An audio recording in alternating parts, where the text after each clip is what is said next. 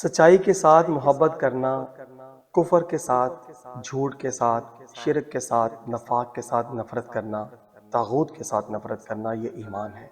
جی ہاں، یہی ایمان ہے۔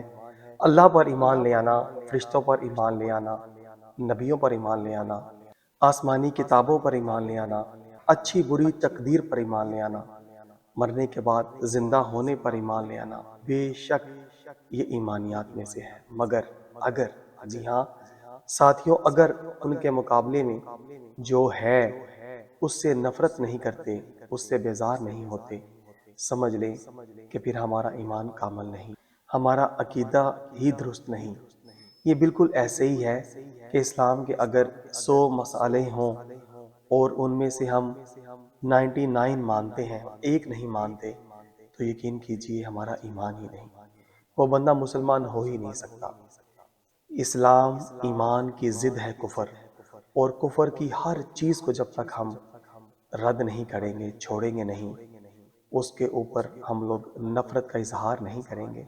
یہ وہ مسئلہ ہے کہ لوگ خود کو مسلمان کہتے ہیں مگر باطل سے نفرت نہیں کرتے، کفر سے نفرت نہیں کرتے، طاغوتی نظام سے نفرت نہیں کرتے، کفریہ تہذیب و تمدن، معیشت اور معاشرت، وضاقتہ اور فکر و عمل سے نفرت نہیں کرتے، تو یقین کیجئے وہ بندہ ایمان والا ہو ہی نہیں سکتا۔ کیونکہ جس طرح ایمانیات پر ایمان رکھنا لازم ہے، بالکل اسی طرح باطل سے نفرت کرنا بھی لازم ہے، اور خاص بات باطل سے نفرت کرنا یہ ضروریات دین میں سے ہے۔ ضروریات دین یہ وہ مسائل ہیں جن کا ماننا ہی اصل میں ایمان ہے۔ ایک مسئلہ بھی اگر ترک کیا تو ایمان ختم، بربادی، تباہی شروع، اور سب کچھ ختم، مٹ جائے گا۔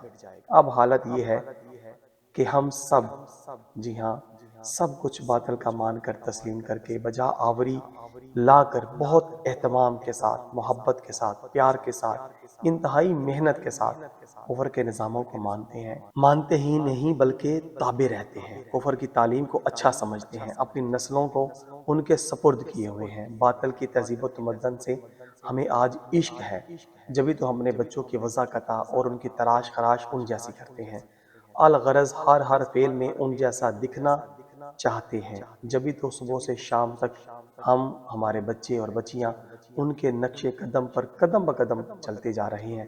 خدا کی قسم ہم خود کو تباہ کر رہے ہیں، برباد کر رہے ہیں۔ دنیا میں بھی ذلت کا آج ہمیں سامنا ہے، اور آخرت میں بھی ذلیل و رسوا ہو جائیں گے۔ سوچیں، ضرور سوچیں قبل اس سے پہلے کہ سوچنے کا وقت بھی گزر جائے اور اجل آ جائے۔